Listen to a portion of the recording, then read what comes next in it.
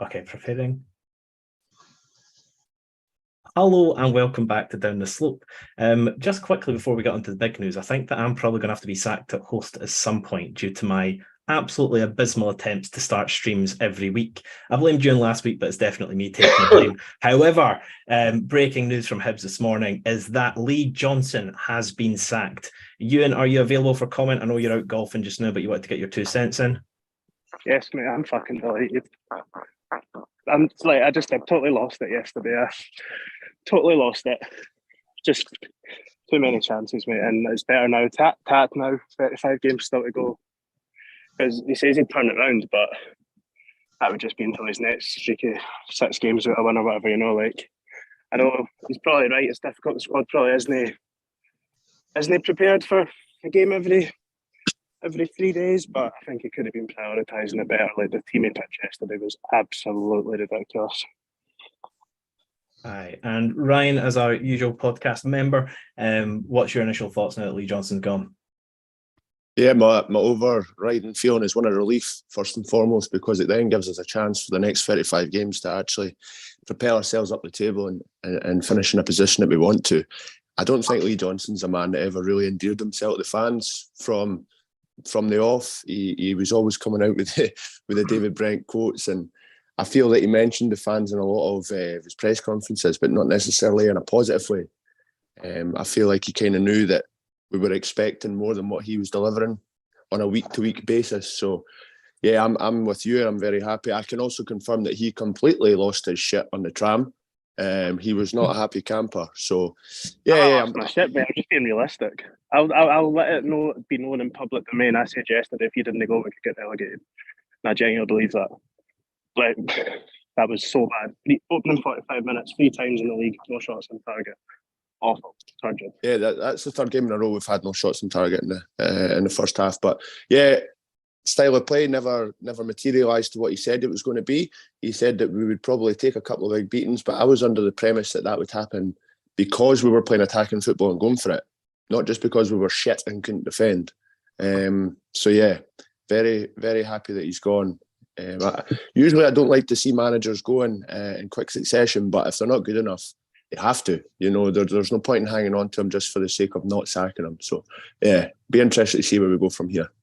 Yeah, and at these moments, we're always really keen to hear from you guys as well, because obviously a massive moment for the club, seeing a manager move on. And so anybody on YouTube that's signing in, thanks so much for logging on, but please do let us know what your thoughts are in the comments. But we've got some returners to the podcast. First time in a while, I'll mention you all, then we'll come to you. We got the main man, Leon. We got Jeff. Jeff, I think you're normally in a truck when you're on these episodes. We got McBee, the man with all the tops, and then we got Marcus Calderon, the man who's got all the opinions that we love to hear. But Leon, coming back to you first. We obviously had a magic time in Luzerne. Did you expect that to keep enough credit in the bank that Johnson would at least probably see out till mid-September or later? Are you surprised at all at the sacking? I feel I was very surprised after winning the tie over Luzerne, which I didn't think anybody was expecting us to do from the offset. I mean, if you look back on it, just on paper, winning 3-1 at home, drawn 2-2 away from home, that's as comfortable as you want to be in a European tie. And then you look at that thinking, Hibs are, let's get a good draw, maybe even try and push the group stages, which was a bit raj to think, but no with the realms of impossibility, because you look at like Hearts and Aberdeen competing against 2 sides in the qualifying stages, that I think if we'd got a decent draw, it could have been a wee bit different. I think the Aston Villa games was a disaster because there was no way we were walking out that without getting a hammer in. But everybody was expecting a hammer in. But when the hammering came, they never dealt with it very well. And it was used as a rod for the name back to beat them with. So I think that as soon as that happened, obviously the start of the season was poor. You can sort of argue the case away to Motherwell that the legs got to them. At home at St Mirren, it was just a terrible, terrible game that I'd actually say, although people thought the Motherwell game was the worst, I thought the St Mirren game was worse due to the fact that how poor the goals were that we lost, while obviously still attacking. It was very similar to the game yesterday. as well. But after Luzerne, there's no way I thought he was going to lose his job this early. As soon as after the Aston Villa game came and Livingston at home, I was like, this is like written on the wall now. If we didn't win this game, he is getting chased out, and it's obviously what happened. Yeah, Jeff, were you at the game yesterday? No, I watched it on a totally legal Fire Stick somewhere in Penrith. I mean, I just think you can lose games and you can still, whilst you're unhappy, at least we've played football. The 3 losses we've had, apart from 15 minutes against St Mirren, and that was more kick and rush. We've never got behind defences. We've never played the style of football that he said we were going to play. And I'm not surprised that he's gone, is the short answer. But somebody put on Twitter that he cupped his ears to the home fans when we equalised yesterday. Is that right? Does anyone else see that? Never seen that. Which is just like, that's you lost, that's fuck off now, basically, in my opinion. You start doing that to the home support. It's all right, Neil Lennon doing it at Ibrox, but not to your own fans. The one thing I would mention is, did anyone see that article where he said that Adam Owen coached or prepared the team for the Lucerne games because he's got knowledge of Swiss football and been watching them? Have I just dreamt that up? Nobody else see that? No, I think I've seen that, mate. I think I read that article as well. Yeah, which made me think that the 2 decent results we've had. Anyway. So, Adam Owens. Oh, sorry. Sorry, Adam Owens has actually got a lot of calibre and pedigree, like in the game. Yeah. You would think, is it maybe some of the backroom staff that have actually been pulling some of the good stuff out rather than the actual man that himself. Yeah, Adam was. I forgot what I was going to say there. Completely. Sorry. No, it's all right. So, I hate to see a Hibs manager getting sacked because that means we're in the shit normally, and we're not in the shit, but geez, it's it needs sorting out by somebody. Yeah, and if you're wondering where you've seen Mick B's face before, if you don't follow him on Twitter, he so happens to be on the Hibs big board every other week taking selfies these days. Mick B, you're one of the most positive Hibs fans that I'm used to speaking to. Lee Johnson did have to go, didn't he? He got 90 minutes too long yesterday, Harry, because the minute that team sheet was put together, he should have been fired on the spot. As simple as that. He clearly and utterly lost the plot, because where on earth did he think that that's a team that's going to get a result there? You've got to remember what we were up against. We're up against a mob that hadn't actually even scored away from home since January as well. And they come to Easter Road and basically cantered it. I mean, his analysis post-match as well, we controlled the game and everything. I mean, there's a complete and utter detachment for reality in his head to what went on yesterday. It was a total shit show, frankly. And it's the latest in a long line of things that have gone wrong for him, and wrong for us as a club as well. Like this, frankly speaking, has been a long time coming. Like, okay, there's been results that have glossed over, concerns, problems, etc., and everything, but there's a massive amount of examples that you can point to and go, he had to go as of yesterday. So I'm with you, mate. As what's the word I'm looking for? I always try to look at the positives with Hibs and everything. I mean, that just killed it yesterday. It really did. It was a shambles, total shambles. Yeah, Marcus, it's it feels. It's not usual after 3 games into a league season that you're in despair, but we're currently sat at bottom of the league behind St Johnstone, who are yet to score a goal. Is there any worries for the next manager coming in? Obviously, the players do have to take somewhat of blame, but are you confident that a competent manager could come in with a squad and actually make things happen? Yeah, definitely. I don't think it's a problem with the squad so much. I think we've had a really strong window, and I'm still adamant about that. It just depends. I'm sure McDermott has got like a list. Surely when he came in, he would have had a list in his mind of candidates, because Johnson's obviously not his option. He never brought him in. So we'll see what happens there. But no, the squad should still be good enough. We're maybe 2 or 3 signings away from really kicking on. And we are bottom of the table, but we pick up a win next game, a couple of wins, and we're right back up there. We're really not far away yet. We've sacked him at the right time to still turn it around. Because if we'd have left it till October, November, then I'm with you, and we would have been relegation form. No hope of catching up with the teams above us. Like Kilmarnock, Hearts probably going to be up there, challenging for European spots. So we've still got time to turn it around. It's just on McDermott to use the squad, get a manager who can use the squad, and in a way that kind of just yesterday with Del Ferrier and Jago in midfield is way too defensive to be playing, against Livingston at home, Harbottle at right back. Like, it's just still adamant it's a good squad, but we need a manager who can actually use the players at his disposal in a way that can open teams up. And pretty much. Harbottle at right back was the one that it's another fish at Tynecastle one. Absolutely. Like, we've got other right backs at the club. They just murdered us down our right hand side all game. Sorry. There was no one that even looked at that start 11 would have guessed that. You could never see if you said to somebody, I'm going to get £1 million, you've got to guess this start 11 tomorrow. There was not one person would have picked that. Absolutely no way would have picked that 11 players. And what Mark was saying about the early, it's been done early. I've forever seen Hibs managers get sacked closer to like international windows and stuff like that, and this sort of like season just been written off. And I didn't want that to happen. I think it's been done early enough now that whoever comes in is going to be under the just know that the season has still got everything to play for. It's technically when we started, so they didn't come in with this, wait to see my team, I want to bring my players in, blah blah blah.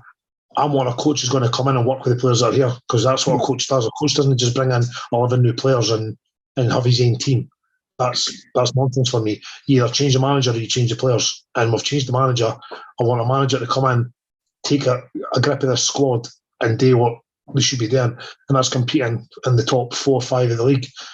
And there should be no excuse for that. We're obviously a wee bit of a slow start, but we're still miles ahead of anybody. So they've got to act fast. I didn't doubt for a minute football's an ongoing game. It's always moving, it's always changing. They'll always have a list of people, managers, they'll have contacts, people looking for work, people that they've got an idea who could be manager, who could be coach, players to bring in. It's always moving. They're a moving wheel. So I think they'll have a list already of people they think can take the job. But see, I think that's one of the key things that's coming next, mate, is, you know what, we're actually got a guy who's entrenched in football in a position of power now as well. Like, it's no left guys solely on the board that come from different disciplines in their professional life as well. So this time around, there isn't an excuse now. Like, I mean, one of the things that was coming out for the club when they appointed Johnson, like, remember they were talking about his 8-hour interview that he had and everything. Now, see anybody else in normal life, you'd be going, what the actual fuck? Like, what could you have talked about for 8 hours? Like, are you kidding me on? Like, that should have been a red flag there and then. He's a piss talker. So there is no excuse this time around. And listen, it's a mess again, and they desperately need stability. And I think they could get it right though. Like, I don't think it's that far away. I feel like if they got the right man in, the squad is a solid enough squad in Scottish football. We're going to be Europe, so that's not going to be an issue. I think the squad's solid enough that if they get the right man in, can actually get the fucking formation and tactics right and get more out of the players, because there's a lot more out some of these players on the game, what they can. You can see them yesterday. He's no motivating anybody. I've spoke to him a couple of times, and I've got none against the guy, but fuck me, honestly. Like, he's no motivating anybody, that guy. And just before the next person chimes in, I'm just going to go to the YouTube comments. We've got quite a few people tuning in. Craig McCurdy said, the specasode. I'm assuming that's in relation to me. Dave Graham said, I'm hungover. Please get Leon off my screen. JWM Football said, I think it's a correct decision, but I do worry about who comes in. The ownership group have now fired 3 bosses. We say this every time, but the next appointment needs to be spot on. I'm just going to run through everybody and then we can chat through some of these comments.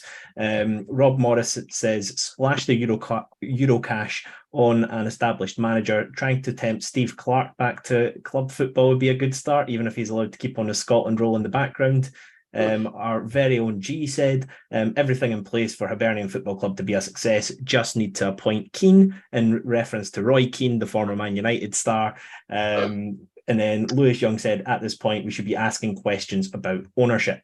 So I think a couple interesting comments in there. A couple of people talking about the ownership in relation to the fact that they've now sacked 3 managers in their tenure at the club.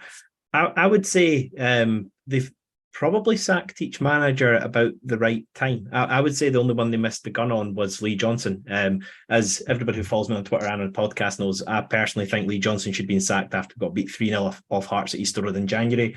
I think that's when he proved to me anyway that he wasn't really up to it. I think Sean Maloney, that game at Tynecastle, was a long list of terrible performances in a row. And Jack Ross, although in hindsight he probably should have kept his job, I think that realistically the fan base were that on his back. It was pretty hard for him to continue going. And then fair play to them for sacking him now, because it's not an easy decision to sack a manager after less than 10 competitive games. So Ryan, coming to you next.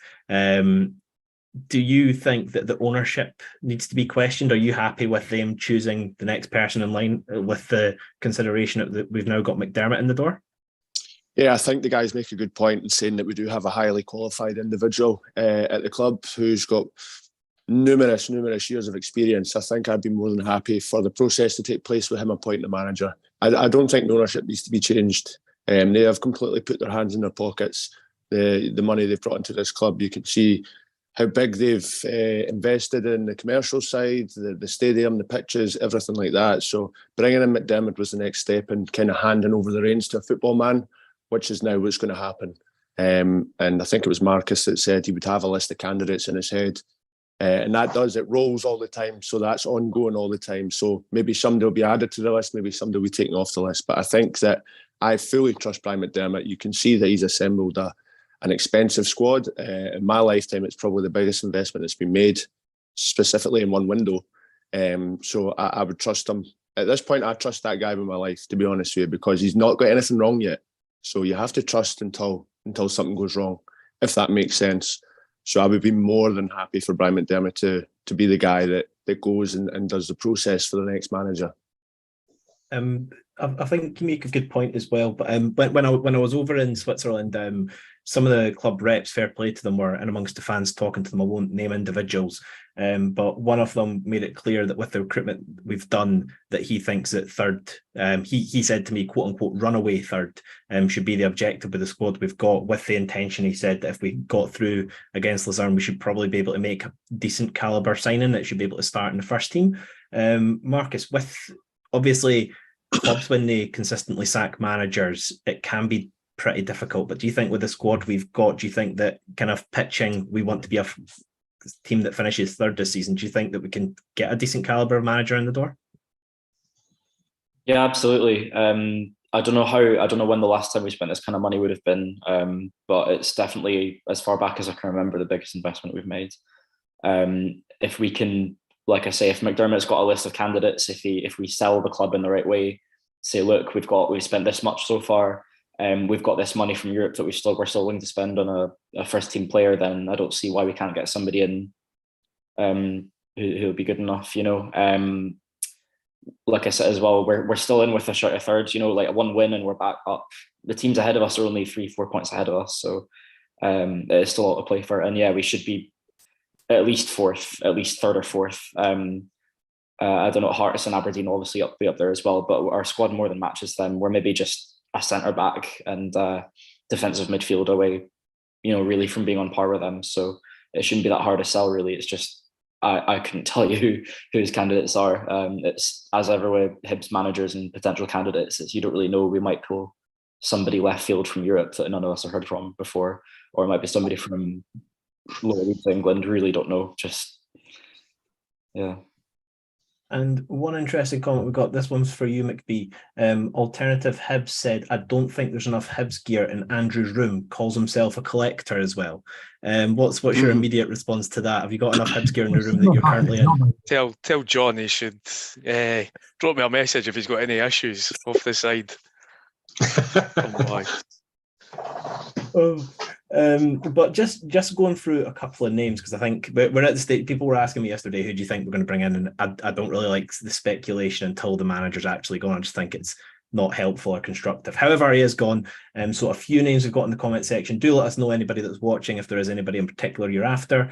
A few of the names include Frank Lampard from Handsome Jack. Paul M said Stephen Robinson. Interesting one, but I think he's went back to Denmark, if I'm not mistaken. But where is he?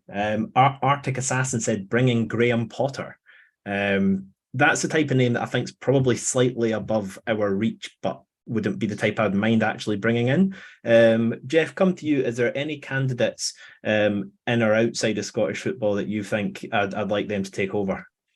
No, I was thinking about this, and apart from the usual stuff mentioned on social media, Robinson, the Kilmarnock manager, God help us. He's got defence out. I'm pretty sure we'd be very good defensively, but would you want to watch that every week?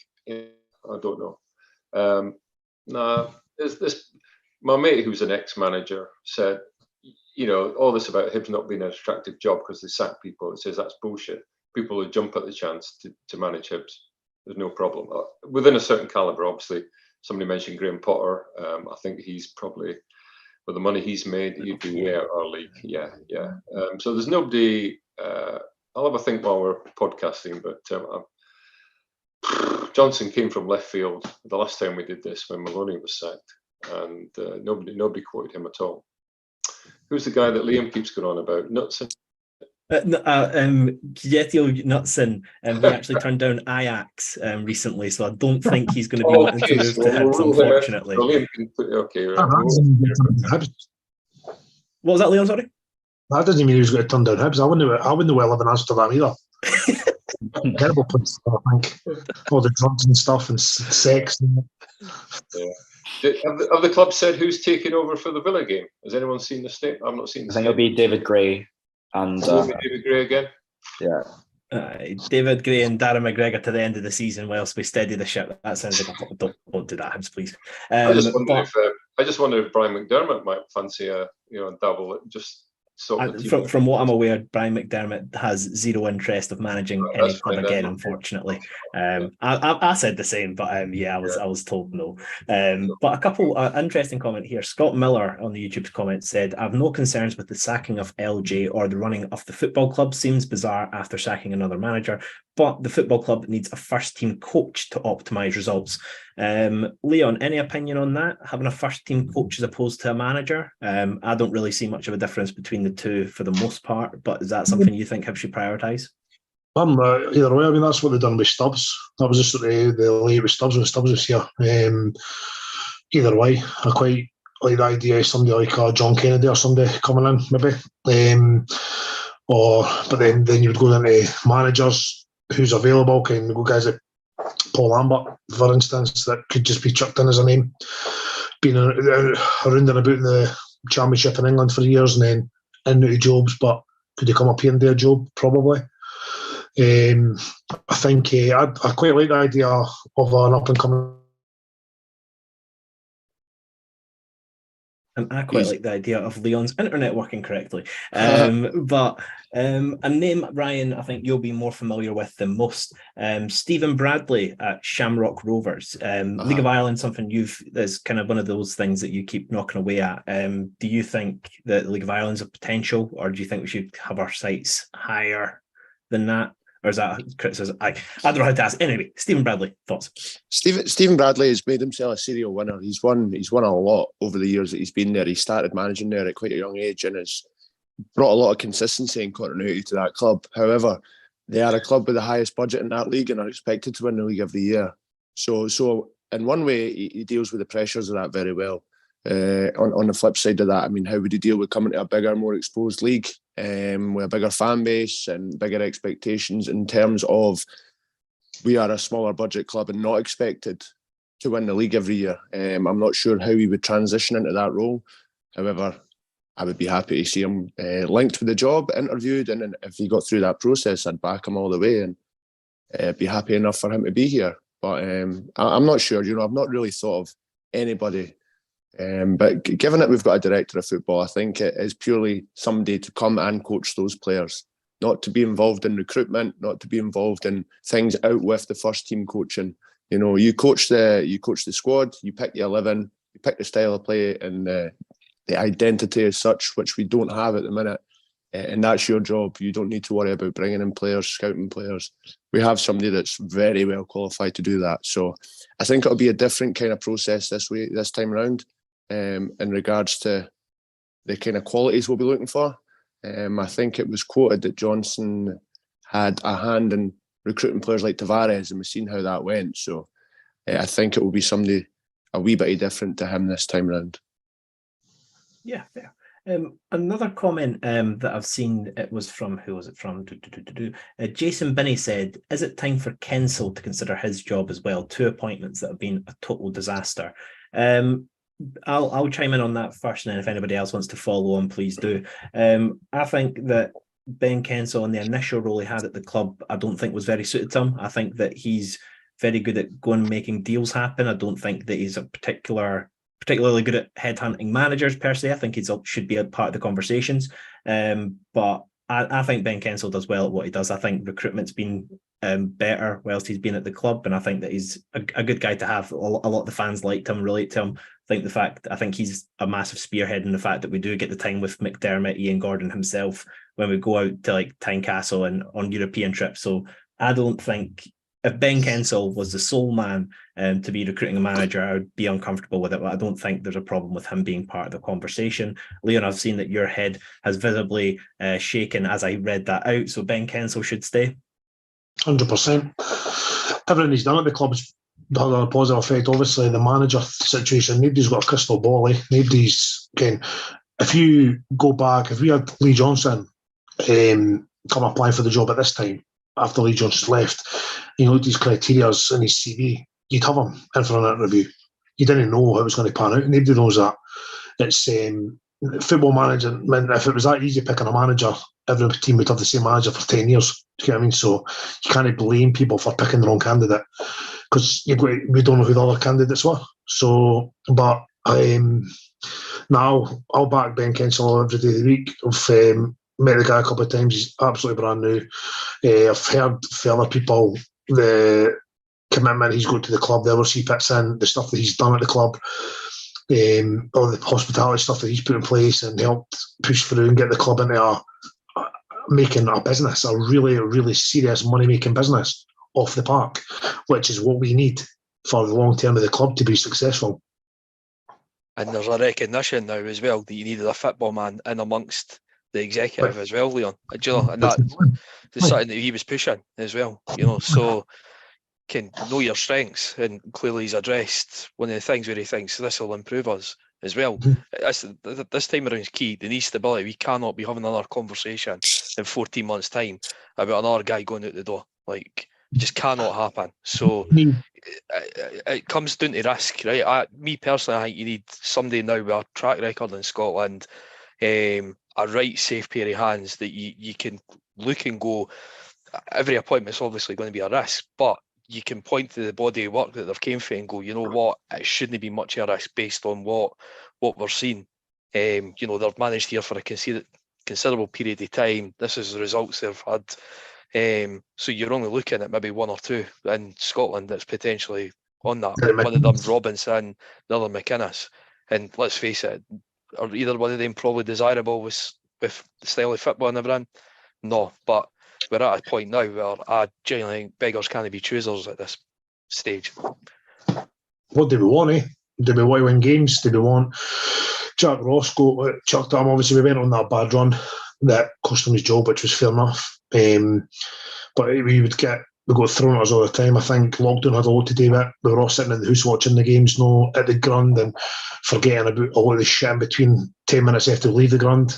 We were sitting in the house looking at all the tactics, all the nonsense, all the chat about it. But it was wins. It was getting third. It was comfortably finishing third that year. And now we lost the semi-final, lost the finals and that. I'd love to get to a semi-final now. Again, we're talking about losing semi-finals as a disgrace to the club, and then losing the finals as a disgrace to the club. I'd love to get to a final. I feel like we're miles away from getting to a final now. And it's what you've got in front of you, it's hard to see at the time on that it might not be there for much longer, but we've got to be a bit more, we've got to have our eyes open a bit more as a fan base to think, what do we actually want? Do we want to win football matches? Because I tell you what, you could argue that the defending is absolutely horrendous, but we score loads of goals under Johnson, right? So you could argue we get loads of goals. But even yesterday, that was we scored one less, even though we were absolutely stinking. And is that what you want? Do you want free-flowing attacking football? Because you can't get free-flowing attacking football and defend comfortably without winning the league. Do you know what I mean? You win the league. That wasn't free-flowing attacking football yesterday, even though we scored two. No. One was Boyle doing what Boyle does, and one was a keeper mistake. So I mean, we scored 19 goals.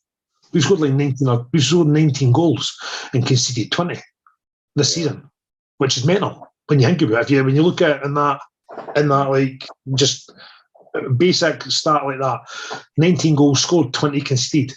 But then you're looking at we pumped the team for Andorra, then we got pumped at Aston Villa, so that obviously fluctuates it a wee bit. But it's mad that, whereas would you take a lot more 1-0s under Jack Ross, but more wins? Do you know what I mean? Would you attain the odd 2-2s and the 2-1s, but playing the way the others playing? I think with the squad we've got at the moment, the main problem for me is I think throughout the entire season, apart from the Luzerne game, in which I said Lee Johnson I thought called very well. I think apart from that game, we rely on individual talent to score goals. I think that with Boyle, Venta and Yuan, I think that we've got enough talent there that regardless of who's manager, we're going to score goals. So I think if you have an actual structure of how to build from the back to the front to actually attack teams, if you use width with the players that we've got, I'd be very confident that we could actually score a lot more goals. As like 36 no, what was it, 36 goal involved, no, 40 goal involvements in like 9 games is absolutely mental. We're averaging over 4 goals a game in games we're involved in, but it's typically other teams going multiple goals ahead and us pulling it back slightly. It's wild to me how erratic things have been under Lee Johnson. But for the next segment, just so we can get the YouTube comment section as involved as possible, I'll come to each of you with a different manager that the YouTube comment section has thrown out at us, and you can kind of give it a thumbs up or thumbs down if anybody's chime in. But Ryan, I'll come to you first. This one I actually think is quite interesting. Massive gamble. Probably wouldn't be for it myself, but where was it? I've lost him. Oh, there he is. Fat Heat said Reece McCabe at Airdrie would be a good appointment. Plays attacking football and no issue playing youth. Overachieving right now as well. Won League One with Airdrie last year. Was it up for no? It was playoffs. They went up, wasn't it? Anyway, Reece McCabe, Ryan. Any initial thoughts on that? Aye, not for me. Ex-Hun. Next one, fair enough. Mark Mullahand will come to you, Marcus. He said Michael O'Neill. Michael O'Neill. I guess he's established. I don't know. I'm kind of with Leon, where I'd like an up-and-coming manager, as opposed to, I don't know. I just like to see that. I'd like to see us kind of build somebody who we can go on to maybe England and do well. But I suppose we can't really be picky at the minute. Anyone that can come in. I don't know if that's realistic. I don't know what's really realistic for us at the minute to be looking at Michael O'Neill. But yeah, in terms of up-and-coming manager, I don't know if this meets your demographic, Leon, but Handsome Jack I mentioned earlier said Frank Lampard. Oh, it's not going to happen, but I don't know, maybe take him just for who he is and what he can bring to the club as a stature thing.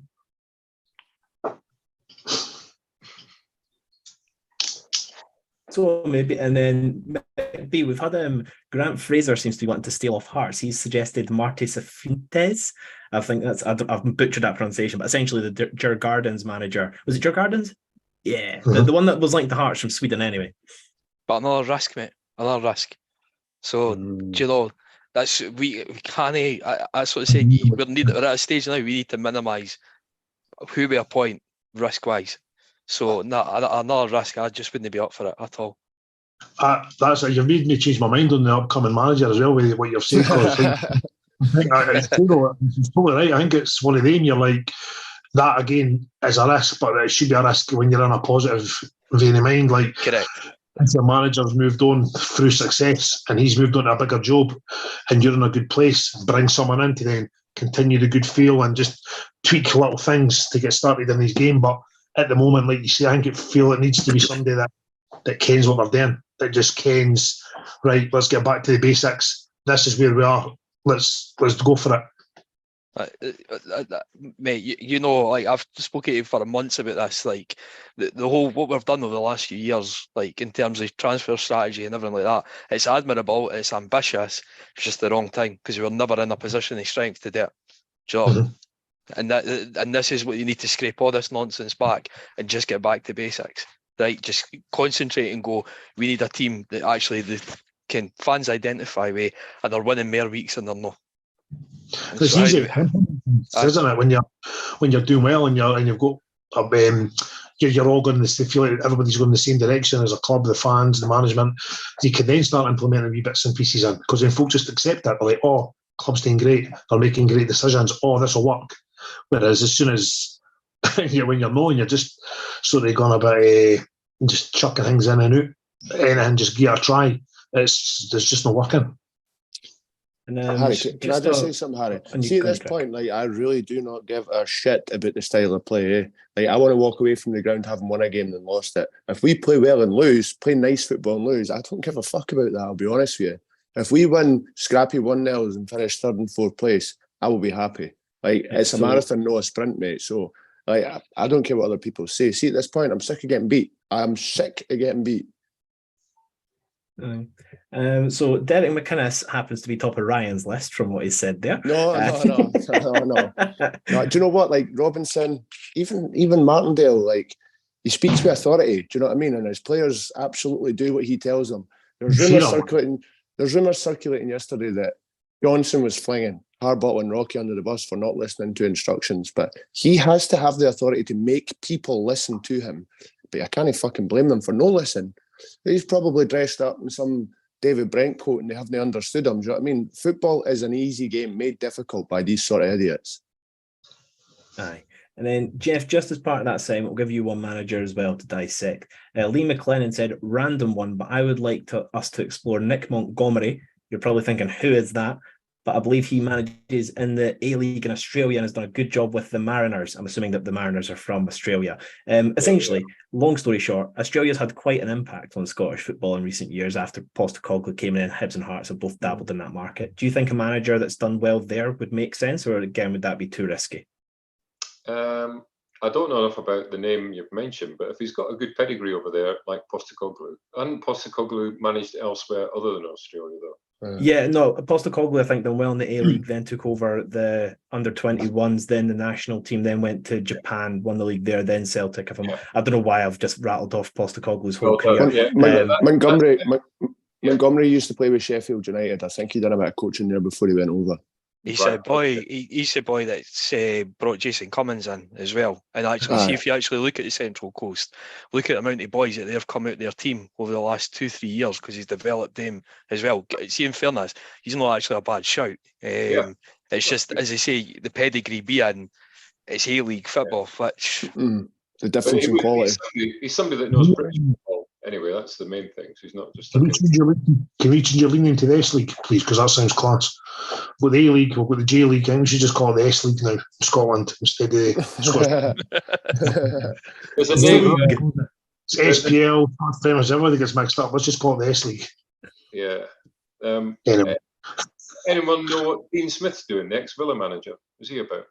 Is he a bit too big for us? Has he not got another job? At the moment.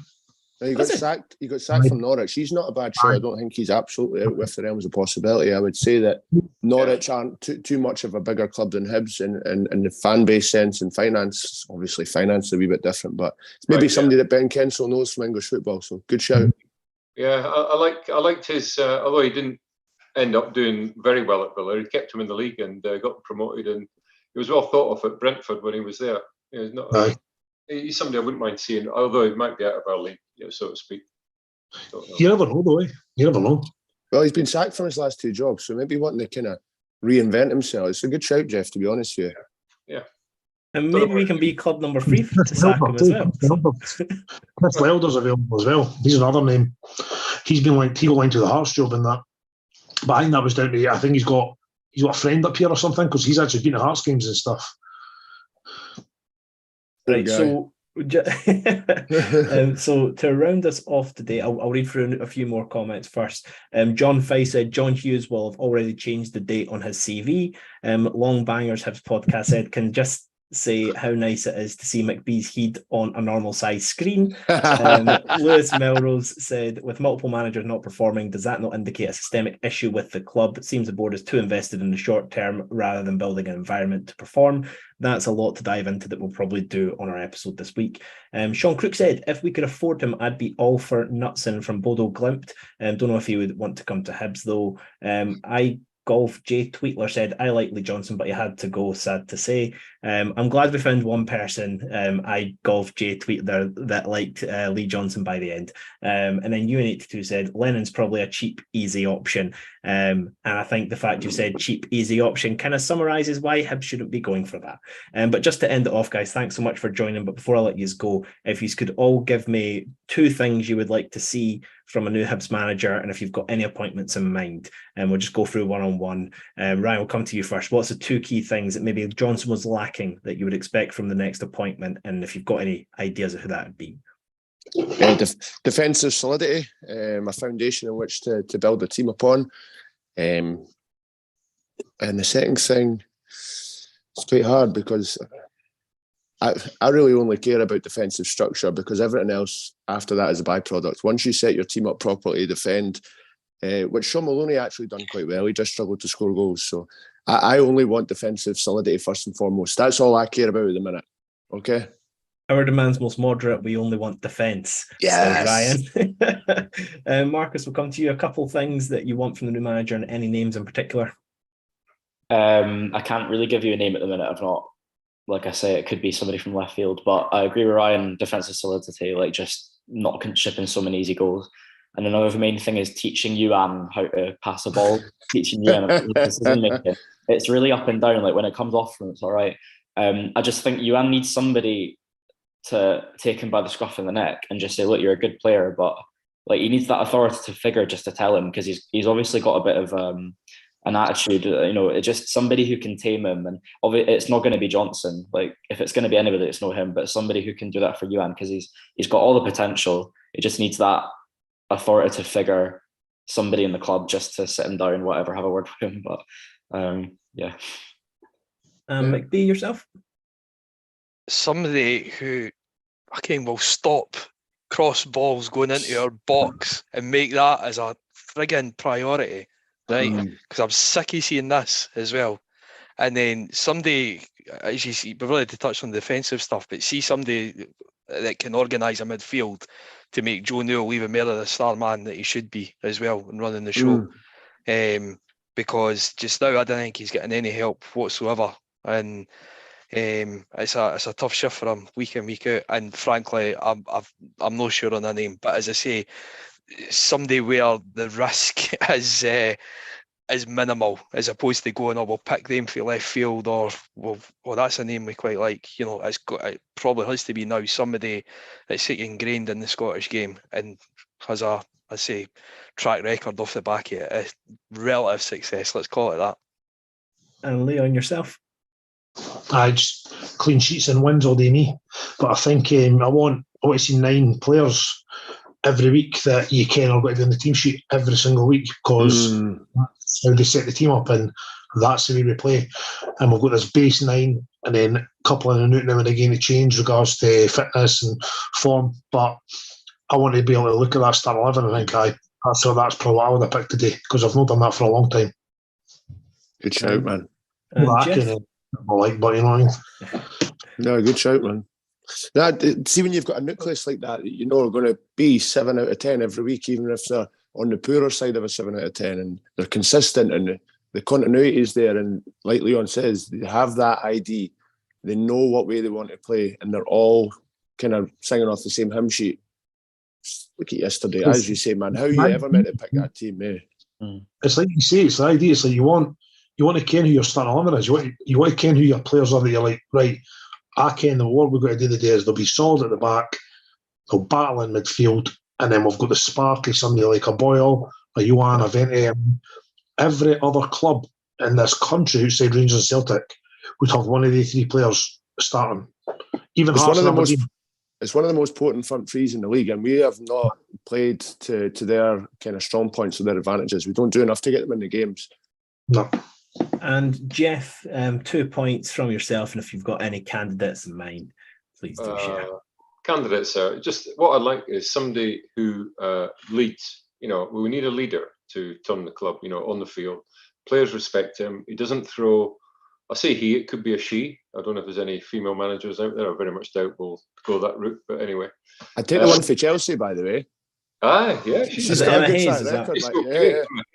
Absolutely spot on. So somebody that doesn't throw you, one or two of us will have been in management positions or leading teams. Oh no! As Jeff throw your team under the bus when things go wrong. You know, that's how you again. lose. What's that? Have I frozen? Am I back? Yeah. No. We had it was delayed, but you said you don't want a manager who throws players under the bus. Yeah, it's just a bad look. You know, it's a bad look individually, and it's one way of. I don't know if you lose the dressing room, but you know, we all know individual, especially Will Fish. Will Fish must be wondering, what the fuck have I done coming back here with that clown? So a manager that leads and one that can organise the team so everybody knows what they're doing. And when it's not working in a game, like yesterday, Harbottle at right back, doesn't wait till, when did he actually take Harbottle off? Was it late on? I can't remember. 70 odd minutes, I think. 70 odd minutes. Everything was coming down. I was just like, you know, anyway, yeah, somebody that can lead, can change things up during the game properly, inspire the players, has a real connection with the fans as well. That would be important now after Johnson, because Johnson never had that connection. Never sang. I don't think we ever sang his name. I don't recall singing his name, unlike one or two previous managers we did. So yeah, and name wise, I don't know. You know, we'll see what I'll support whoever it is when they come in. You know, yes, if it was him, with you know. Can I just say something there about Harbottle? He's completely hung out to dry there by the manager. The manager has put him in a position where he is destined to fall. Do you know what I mean? Like, that is totally unfair that he's done that to him, because he got a lot of stick yesterday for that, and it's not his fault. He's put in a position that he's not used to playing in, and that's poor management. Yeah.